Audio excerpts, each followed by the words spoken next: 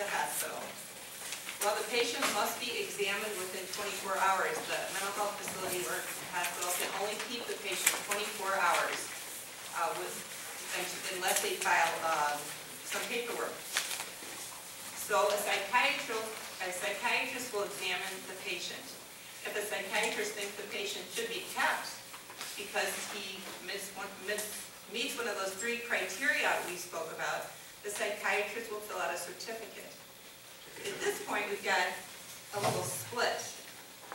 The doctor must keep the patient. The patient can either sign in voluntarily, or the patient can say, I don't want to be here, I want to go home. And that's when involuntary commitment procedures start. If that's the case, the mental health facility must fill out a petition along with that certificate, fax it to the clerk of the circuit court to get the matter on the judge's calendar in the mental health code. You're actually opening a lawsuit, not what you traditionally think of a lawsuit, but it's a case in the circuit court of Cook County with a petitioner and a respondent. This paperwork must be faxed to the clerk's office within 24 hours. There's very strict guidelines because, as you can see, it's a huge deprivation of liberty to be held against your will. Even for somebody who's really sick, we're always protecting their liberty interests. Shortly thereafter, a second person must examine the patient, and another certificate must be filed. The patient is also given what we call mini Miranda rights. That means when the patient is examined by the doctor and the doctor's about to fill out the certificate, he has to say, you know, if you say something, I might testify, I might use what you say in a hearing. So the patient has to get a notice of this right and a copy of the petition within 12 hours.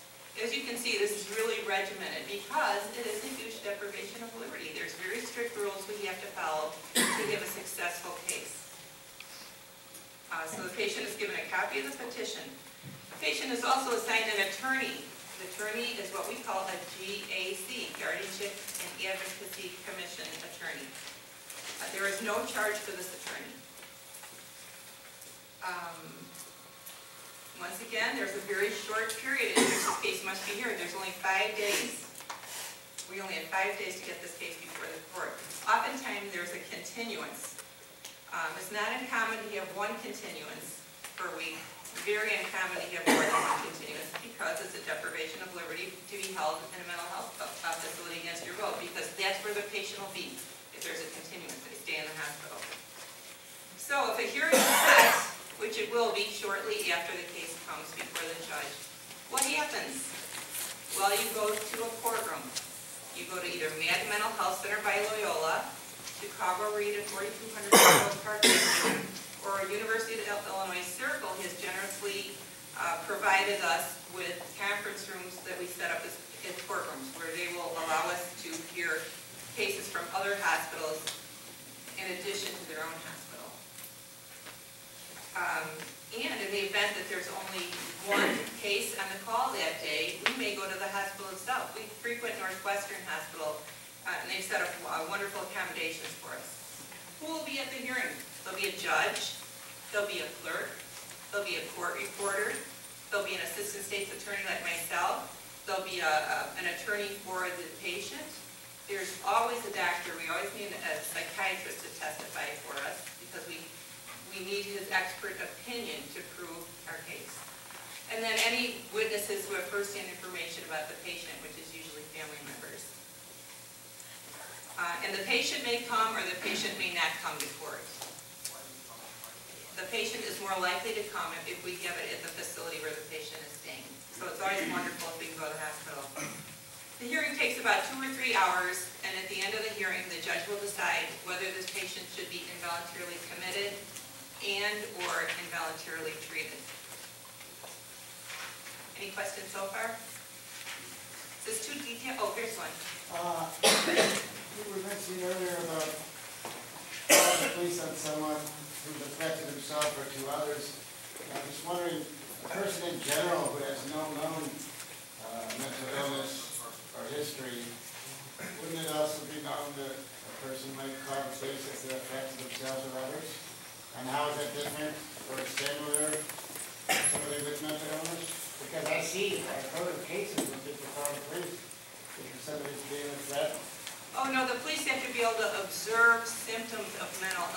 talking about somebody who has none. They're verbally assaulting, or they're threatening somebody, or they're saying they're going to kill themselves, or they're going to kill somebody, and they have no known history of mental illness. Well, you don't need a known history of mental illness, but you do need to be displaying symptoms of mental illness. And if you're going to kill yourself, that seems to me like it would be a symptom of mental illness. I mean, that's a symptom that we recognize in the state's attorney's office as being a significant factor. If you're hurting somebody else, the police come, they'll probably take you to the lockup. And if they continue to notice that your behavior is unusual, they may transfer you to a mental health facility at that point. So Or it's once just you be get to considered a mental illness regardless? I'm sorry? Would it just be considered a mental illness regardless? It would what just be? If a person is being a threat to somebody else, or threatening somebody Oh, else? no, that's not considered mental illness by itself. Any other questions? Thank you for. Oh, and what happens to the counties that are under 3 million? I'll get back to you on that. Oh. Okay, any other questions? Yes? Would self-medication, a person with mental illness who is self-medicating, would that be considered not taking care of yourself? Well, what do you mean by self-medication? Using drugs? Not without symptoms of mental illness. That's a really good question. Let me talk about what is mental illness. And maybe that'll help if it doesn't answer your question, raise your hand again, okay? Well, I am talking about a person with a severe and serious mental illness Oh, okay. who has a tendency to self-medicate, to, make themselves feel better. If the only symptom is self-medicating with drugs, I don't think we'd be successful. But wait till you hear about that definition of mental illness, maybe it'll make more sense to you. So we're at the hearing, you've heard about everybody there. What do we have to prove? We have to prove several things. This is a hearing for involuntary commitment. We have to prove the person has mental illness, that the person is currently symptomatic, not only symptomatic when he was picked up and brought to the hospital, but he continues to be symptomatic, and that he fits one of those 3 criteria I was talking about: threatening, unable, or non-compliant. How do we prove a person has mental illness? If you look at the definition on this page, you can see that the definition of mental illness, the mental health code, is really broad. A mental or emotional disorder that substantially impairs a person's thought, perception of reality, emotional process, judgment, behavior, or ability to cope with the ordinary demands of life. So that's pretty broad, but you can see what it definitely is not. It's not Alzheimer's disease or dementia without psychosis. It's not drug addiction, and it's not alcoholism. So the mental health code does not cover those. But any of those things with psychosis, with symptoms of mental illness, could be considered as covered. So we have to prove mental illness, and we rely on our testifying doctor to diagnose and give symptoms. As mentioned, the symptoms have to be ongoing. What else do we have to prove? Well, we have to prove 1 or more of the 3 prongs. If you open your hand out your criteria that need to be met for involuntary commitment, let's talk about proving the first prong, that a person is likely to engage in conduct placing himself or another in physical harm or a reasonable expectation of being physically harmed. What do we have to prove? We don't have to wait for harm to be done, but we have to be able to tell the judge that, yes, this person lunged, he was about to hit me. There has to be some movement towards harm. What is an example of harm or threatening of harm? Danger to yourself, leaving a suicide note, suicide attempts, danger to others, actual physical contact with others. And if there's a history of physical abuse, it's strong evidence that it's likely to happen again, especially if there's movements towards any type of physical threat. Now, I have to tell you about a story about a teeny little mom who came in who wanted to get order detention for her son.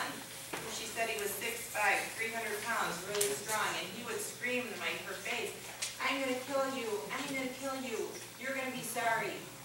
And so she told the judge that, and I said, "Well, were you afraid?" She said, "No, I knew he'd never hurt me." So I mean, that's not a threat. It has to be a genuine threat. So that's the type of evidence we're looking for. And once again, we need firsthand information. You can't say, oh yeah, my brother Joe told me that, you know, the patient hit his friend while he was standing there. No, we need brother Joe to come in here and say, he saw the patient hit. You're all probably familiar with hearsay. No hearsay, direct evidence, direct observation. So we can prove, we also can talk about proving unable to provide for your basic physical needs so as to guard yourself from serious harm without the assistance or family of others unless treated inpatient. I have to tell you that this law was really improved, I don't know how many years ago, but it was a wonderful improvement by adding the words without the assistance of family or others. Because there are many situations where there's a family member who is really sick, couldn't get their own food, couldn't pay their own bills, needed a lot of assistance with family, but the family wasn't able to do anything for this person because they couldn't meet the criteria of being threatening or unable. They were not unable to take care of themselves because the family could do it all for them. This new law says if they're unable to do it without the assistance of family, they would qualify. They would fit within the threshold of this particular allegation.